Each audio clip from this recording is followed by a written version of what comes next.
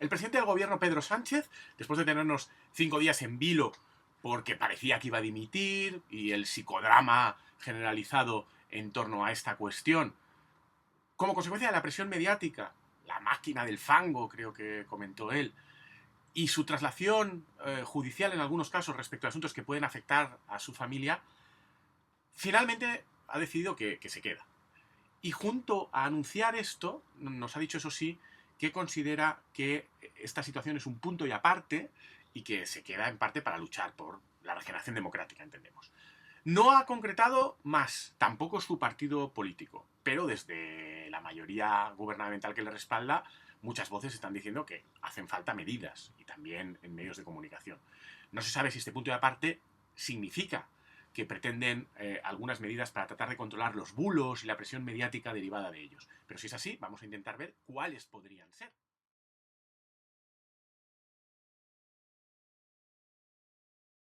Una primera medida podría ser tratar de establecer mayores controles respecto de lo que publican los medios de comunicación cuando entendemos que son informaciones falsas, destinadas a desinformar, o directamente bulos, directamente mentiras. Sobre esto, ya sabéis que en los últimos años, sobre todo a consecuencia de la política internacional y las cuestiones relacionadas con Rusia y Putin, hay una serie de iniciativas, incluso también europeas y en algunos países de nuestro entorno, para intentar controlar bulos, sobre todo su expansión en redes sociales, que permiten en algunos casos excepcionales, y esto es muy conflictivo, el parar la difusión de cierta información. Esto es conflictivo porque, ya digo, es excepcional, requiere de ciertas autoridades pseudo-independientes que estos países han montado. La Unión Europea quiere hacer depender esto de fact checkers. En la práctica, además de los riesgos a la libertad de expresión que comporta, no está funcionando por ahí. Con lo cual no creo que el gobierno vaya por esta línea. ¿Qué podrían hacer? ¿Podrían intentar establecer mecanismos de control respecto a lo que publican los medios de comunicación ex ante o ex post? No. No podrían porque hay un sistema de garantías, un sistema tanto europeo, el Convenio Europeo de Derechos Humanos consagra absolutamente la libertad de expresión y la libertad de información, como en la Constitución Española, que lo tiene también consagrado, al que señale una jurisprudencia tanto de nuestro Tribunal Constitucional como del Tribunal Europeo de Derechos Humanos extraordinariamente sólida en esta materia, que establece ya en la actualidad las reglas básicas. Y las reglas básicas son algo así como que a los medios de comunicación no se les controla ex ante respecto de lo que publican. Y respecto de lo que controlan ex post, si está cubierto por la veracidad y el interés público de la información, puede afectar al honor, puede fastidiarte, pero se siente. Si afecta a la intimidad, pues depende del grado de afección, cómo de grave sea y cómo de importante sea la información para el interés público.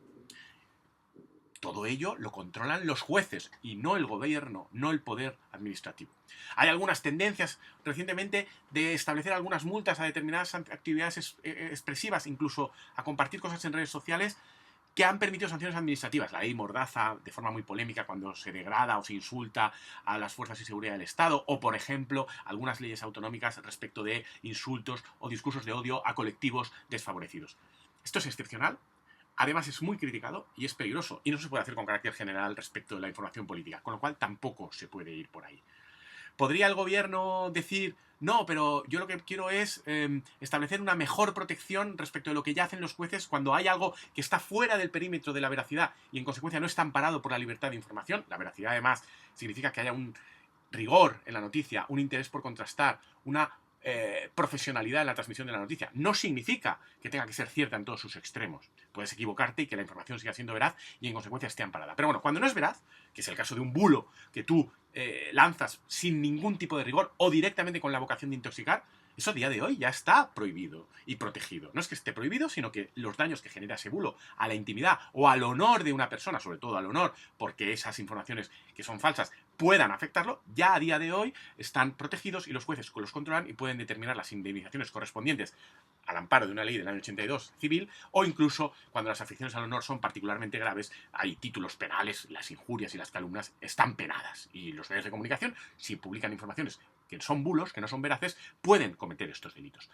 Dicho lo cual, esto lo controlan los jueces y por mucho que el gobierno legisle, dado que hay un marco europeo, y además es un marco europeo satisfactorio, no creo que podamos salir de esto. Con lo cual, en esta materia, sinceramente, no creo que vayamos a ver grandes medidas de reforma, ni propuestas en este sentido. Otra cosa es una reflexión a los medios, otra cosa es establecer criterios deontológicos, otra cosa es apelar a que los colegios de periodistas puedan realizar una función de promoción de cierto rigor informativo, pero todo esto son cuestiones más de debate político que jurídico. Jurídicamente no tiene sentido hacer nada, porque la situación tal y como está está bien, porque es importante proteger la libertad de expresión y de información como garantía básica de una sociedad democrática libre. Más interesante es si se puede legislar o hacer cambios respecto del funcionamiento del Poder Judicial y cómo están actuando los jueces. Una de las críticas que se ha hecho a Pedro Sánchez estos días es que él ha reaccionado ahora de una forma incluso exagerada respecto de un caso que afecta a su familia, en concreto a su mujer. Y que ha habido muchos otros casos de lawfare que habían pasado a ojos del Partido Socialista y Pedro Sánchez como el normal funcionamiento de las instituciones, y en cambio ahora no. Es evidente que a veces los jueces se equivocan. Y no solo eso, es evidente que a veces se pueden equivocar de una forma desviada y en el marco de campañas que consciente o inconscientemente les sumerjan en una determinada actuación, incluso a veces porque creen que es la forma de salvar a la patria, pero en realidad están haciendo mal su trabajo. Y eso es el lawfare. Hemos hablado aquí, en este canal ya, de lawfare. Lo tenéis ahí indicado, ¿no? Por ahí saldrá algo, ¿no? Te podéis ir a los vídeos anteriores sobre el lawfare. Hemos hablado de lo que es el lawfare, de sus posibles remedios y de si tiene sentido criticarlo políticamente. Eso, bueno, ya está claro. Pero más allá de eso, ¿se puede hacer algo para combatir el lawfare respecto de el control de la actividad de los jueces? Pues lo cierto es que no, porque los jueces en general son independientes. Pero sí que es verdad que se puede mejorar el funcionamiento de la Administración de Justicia y despolitizarla. Para ello, estaría muy bien lograr despolitizar el Consejo General del Poder Judicial. Y tenemos muchísimas discusiones desde hace años sobre cómo evitar situaciones como las que tenemos ahora con el actual Consejo General del Poder Judicial, con mandatos caducados desde hace 5 años, porque el PP, que no tiene mayoría política, intenta presionar de esta forma para intentar conseguir una posición, una composición del Consejo lo más favorable posible a sus intereses. La cuestión y el problema que tenemos en España es que la actividad de los jueces es muy independiente y ellos son totalmente independientes para decidir sus casos. Y entonces aquí los hay mejores, los hay peores, más trabajadores, menos trabajadores, de una ideología, de otra, y normalmente esto no es problemático, porque además el propio sistema de recursos permite que las grandes barbaridades que puedan estar motivadas políticamente suelan ser subsanadas. El problema no es ese, el problema es que para ascender judicialmente dependes de que te nombre el Consejo General del Poder Judicial, que está muy controlado por los grandes partidos políticos, los dos grandes partidos políticos. Esto genera una dinámica de obediencia de vida y de cumplir con las expectativas de los que te van a poder nombrar para subir profesionalmente, que al menos respecto del porcentaje de jueces que quieren subir, acaba afectando a su actuación. Y no solo eso, sino que en los órganos superiores, que son los que más interés tienen en controlar los partidos políticos, porque son los que van a determinar la resolución de los recursos y casos más importantes, las salas del Tribunal Supremo y ya no digamos la sala penal, pues acaban llegando jueces que normalmente son buenos y trabajadores, pero que han tenido que pasar por esas pruebas de lealtad política y de buen comportamiento que los dos grandes partidos, por supuesto, que contemplan y evalúan cuando les nombran. Esto estaría muy bien cambiarlo. La cuestión ¿es lo que va a intentar hacer el presidente del gobierno y la actual mayoría? Pues yo lo dudo, pero bueno, si vale de algo, y dado que estamos en este proceso de reflexión desde hace muchos años, y si vale de algo que tenemos también incluso un diálogo con la Comisión Europea y un dictamen de la Comisión de Venecia, y una crítica, por lo demás bastante injusta, que nos viene desde Europa diciendo, es que en España esto se hace mal, porque está muy politizado el sistema de elección, cosa que es cierta, pero no es cierta que en Europa se haga bien, porque en Europa es muy común, por ejemplo en Alemania, que directamente es el gobierno el que elige a los jueces para este tipo de órganos superiores o los gobiernos regionales. La cuestión es que tenemos que saber qué es lo que queremos. ¿Queremos un sistema de ejercicio del poder judicial, que es un poder del Estado, que esté controlado democráticamente, cosa que es perfectamente constitucional y quizá razonable? Pues nos tendríamos que ir a un sistema en el que quizá parte lo eligieran los jueces, o parte el Congreso y el Senado, como hasta ahora, pero que la mayor parte la elijamos los ciudadanos en elecciones. Y no pasa nada, que los jueces se presenten y los ciudadanos elegimos. Esto politizaría de otra forma la justicia, pero la haría más independiente de los grandes partidos, aunque al final habría listas protegidas o amparadas por cada partido. Lo interesante aquí es que probablemente habría que también establecer un sistema a lo mejor de voto ponderado, que el voto de los jueces valiera más, o que hubiera unos puestos para jueces, pero también el de otros usuarios de la Administración de Justicia, abogados, trabajadores de la Administración de Justicia que no son jueces, porque parece que solo el problema del Consejo sea de los jueces. Y esto no tiene ningún sentido. Esa es una primera posibilidad. Y probablemente la forma de lograr esto y de hacerlo bien sería tener claro que no solo tienen que ser jueces, en el Consejo tiene que haber personas que no sean jueces, que puede haber una cuota de elección parlamentaria y que debería haber quizás otra en la que se funcionara con más naturalidad dando cancha a todo el mundo. Y además a lo mejor podría haber otra en la que los jueces eligieran por ellos mismos y sin todas estas asociaciones judiciales que acaban haciendo intermediarias y que son particularmente odiosas, creo que incluso para la gran mayoría de los jueces porque acaban funcionando como agencias de colocación. ¿Se podrían establecer estas medidas? Por supuesto que sí. Y probablemente con ellas nuestro consejo mejoraría. Y un sistema así sería mejor que una elección también directa por parte de los poderes públicos, que es algo que es lo que intentó evitar la Constitución y que en esencia no está mal. Así que bueno, a ver si se ponen las pilas y lo hacen bien. ¿Hace falta más independencia judicial? La verdad es que sinceramente creo que no. Creo que el estatuto de los jueces les protege bastante bien en su independencia. De hecho, todos estos casos que estamos viendo, cuando el lawfare es contra el gobierno, quizás es por un exceso de independencia en el juicio de quienes mandan. Está bien, ¿no? El problema con los jueces de independencia es este sistema de ascensos que decíamos antes, que es un problema, ¿no? Entonces, si arregláramos eso y lográramos que funcionara bien, su independencia estaría bastante garantizada. Es más problemática la independencia de la Fiscalía. La independencia de la Fiscalía, aunque se han hecho avances en esta materia, pero a día de hoy sigue muy supeditada a lo que decide el gobierno por vías indirectas en la estructura jerárquica de la Fiscalía y una directa muy clara, que es el nombramiento por parte del gobierno del fiscal general del Estado. Lo dijo Pedro Sánchez, de hecho, en un famoso debate televisivo, cuando con una media sonrisa dijo, ¿la Fiscalía de quién depende? Como diciendo, depende de mí, yo le diré lo que tiene que hacer, en este caso concreto, que era traerse preso a Puigdemont y acusarle, en otro contexto en el que él entendía que esto no era lawfare.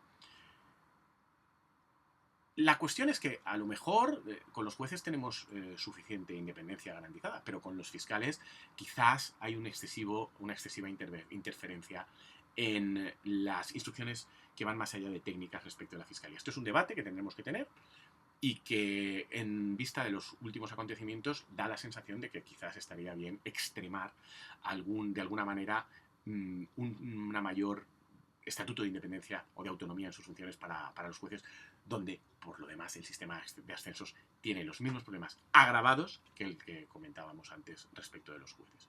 Así que sí, aquí se podrían hacer cosas, pero quizás no es en el sentido en el que quieren hacerlas desde el gobierno, porque da la sensación de que no es justamente la independencia de la Fiscalía lo que a día de hoy preocupa. Cuestión distinta es que a mí me parece también bien y sensato que el fiscal general del Estado sea una persona que esté alineada con el gobierno y que responda a sus instrucciones para ejecutar de forma coherente su política criminal. Lo que ocurre es que aquí es importante poder hacerlo de una forma que garantice a la vez la independencia de sus subordinados y que no pueda haber ningún tipo de colisión política. Creo que ambas cosas se podrían lograr. Estaría muy bien hacerlo, pero insisto, no parece que sea lo que quiere hacer Pedro Sánchez con su punto y aparte. En todo caso, ya lo veremos. Íntimamente relacionada con la anterior posible medida, hay un cuarto bloque de posibles reformas que tienen que ver con asignar la instrucción no a los jueces, sino a la fiscalía. Tenemos un problema con los jueces, ya lo sabemos, los jueces que son un desastre muchas veces, etcétera, etcétera. Este juez que está prorrogada su edad de jubilación y está ahí y es un señor muy de derechas y entre que está mayor y que es muy de derechas va a su bola. Pues bueno, esto lo podemos arreglar dejando que sean los fiscales los que instruyan. Modelo americano, o sea, lo hemos visto en las películas. Ojo, este modelo solo es compatible si a la vez hay una total independencia de la Fiscalía respecto del gobierno, porque lo que no puede ser es que la Fiscalía dependa del gobierno, aunque sea indirectamente, y luego sea la Fiscalía la que instruye, porque entonces ahí tendríamos un desastre de un control totalmente político de las decisiones de abrir o no procedimientos. Y si ahora ya nos fastidia que por vía indirecta este acabe siendo el resultado en algunos casos, imaginemos si fuera directo. Esta es una posible reforma, se debate desde hace mucho tiempo en España, hay gente muy a favor de esta idea. En general, los fiscales suelen estar a favor porque les daría más poder y más protagonismo. A mí me parece que distorsiona bastante nuestro modelo y que si tenemos jueces de instrucción que son independientes y que funcionan bien y hacen bien su trabajo, el hacer la instrucción con una parte que acusa, que es la fiscalía, y otra que defiende, que son las defensas, y que de alguna manera en contradicción permiten iluminar los distintos flancos de una actuación, esto puede ayudar a un juez a hacerlo, ver los distintos flancos, mientras que una fiscalía que lo único que hace es instruir, normalmente va a tener una posición menos objetiva, menos imparcial. El sistema actual español yo creo que si funciona bien y el juez hace bien su trabajo, normalmente tendría que ser un sistema más garantista y más tendente a evitar ciertos excesos en abrir casos y hacer imputaciones, investigar a personas o iniciar diligencias sin determinada base, justamente por este contraste que lo que tendríamos si fueran los fiscales los que hicieran la instrucción. Es una posible mejora, o es una posible reforma más que mejora, está sobre la mesa desde hace mucho tiempo y de nuevo no creo que es por donde vayamos a ir. Simplemente la indico porque es una posibilidad que además a mí no me gusta. Otro posible bloque de medidas de reforma que están sobre la mesa, y no solo están sobre la mesa por este caso, llevan tiempo debatiéndose, pero ahora se han puesto de relieve, son las que tienen que ver con la acción popular. En España tenemos en la Constitución el reconocimiento de la acción popular, es decir, que cualquier ciudadano puede ir a un juzgado de lo penal y si demuestra un mínimo interés, por ejemplo, porque es una asociación destinada a la defensa de determinados intereses colectivos, se le permite que sea quien acuse en un procedimiento penal. Y esto, en la Constitución española, está reconocido como una garantía para evitar que un excesivo control por parte del Estado, por ejemplo del Gobierno, de la acción de la Fiscalía, acabe haciendo que no se persigan delitos que sería incómodo para el poder que se persiguieran. Esta es la función de la acusación popular, de la acción popular, y por eso está en la Constitución. Es cierto que esto puede conducir a excesos, y como en el caso que nos ocupa, que es el caso de una imputación, bueno, una apertura de diligencias a la esposa del presidente del gobierno como consecuencia de una denuncia presentada ante un juez de instrucción por parte de una acción popular, estamos viendo muchas críticas a los excesos de que la acción popular pueda convertirse en un agente que provoque este tipo de aperturas, que incentive el que acabe habiendo un exceso de investigaciones o de punitivismo por parte del Estado.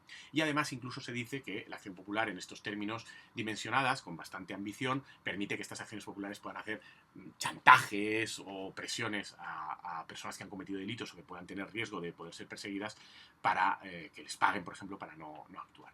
A mí todas estas críticas en general no me parecen muy fundadas. Me parece que con el debido control por parte del juez de la verosimilitud de los hechos y la efectiva existencia de hechos que pueden ser delictivos en la denuncia, la acción popular aporta más que otra cosa. De hecho, hemos visto casos en la historia de España en los que, si no hubiera sido por la acción popular, no se habrían perseguido determinadas cuestiones que han afectado a poderosos.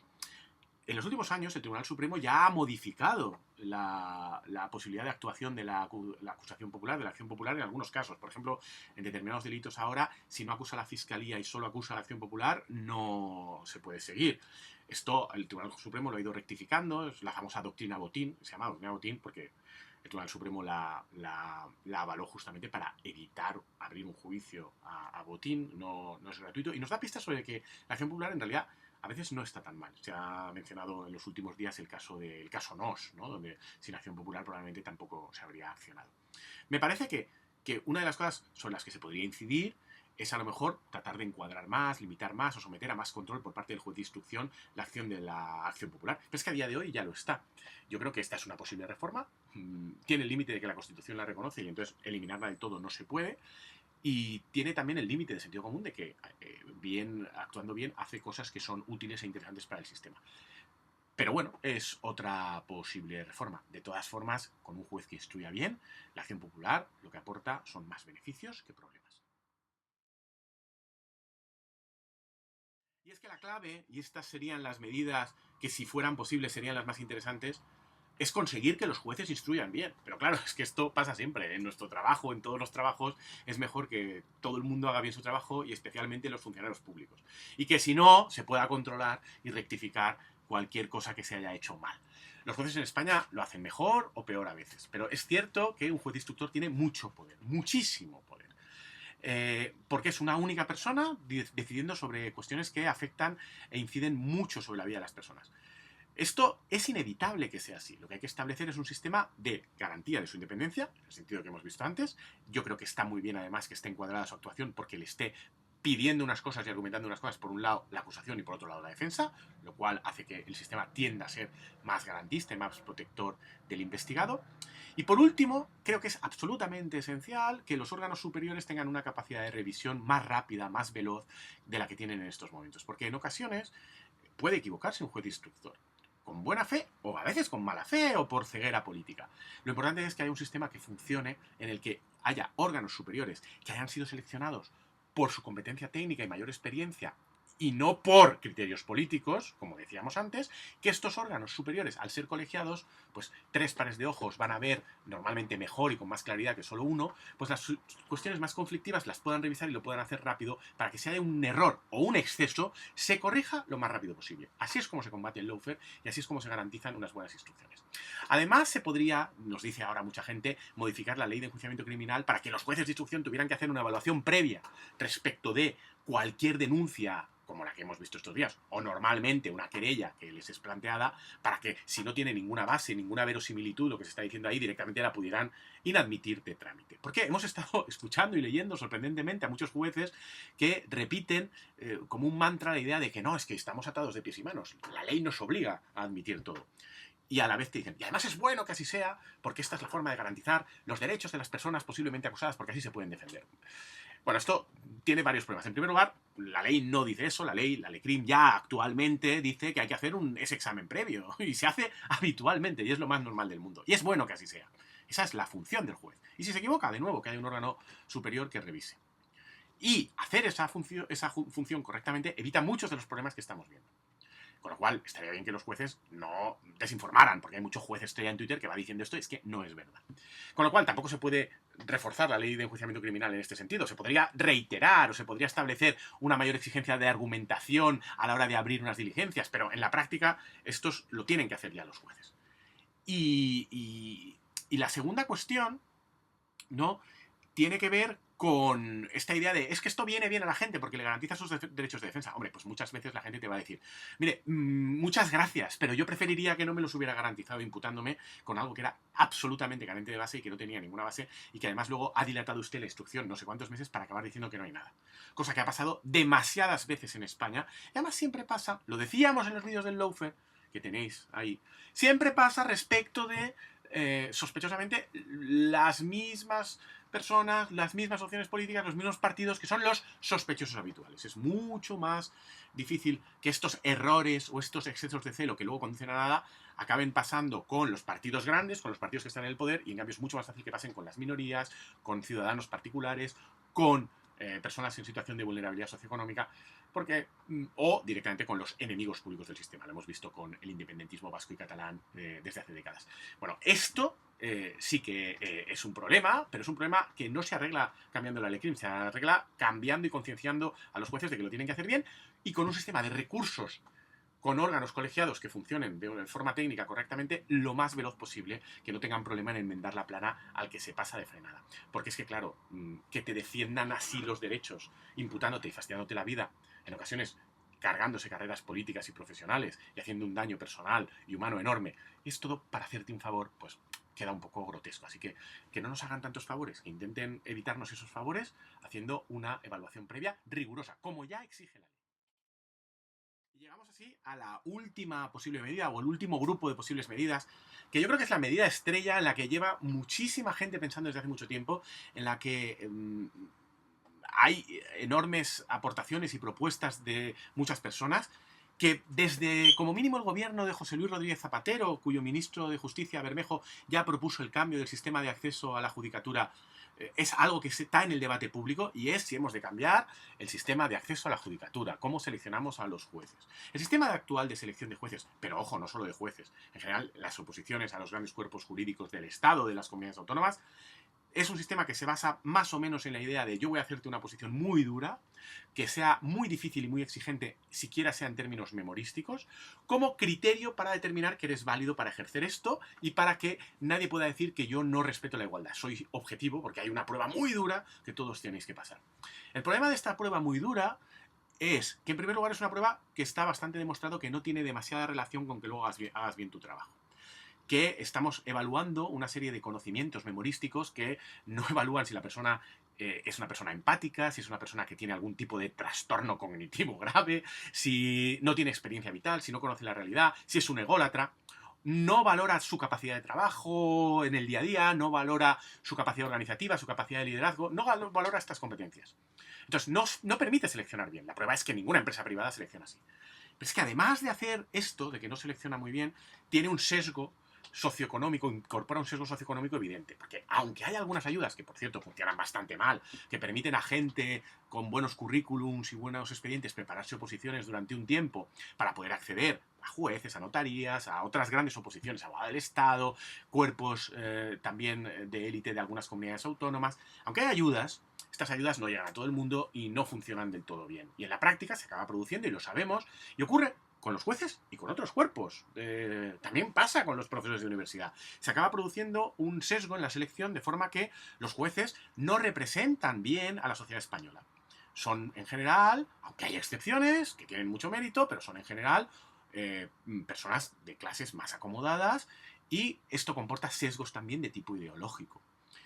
Es imposible tener jueces que representen exactamente cómo es la sociedad española, igual que pasa con otros cuerpos del Estado.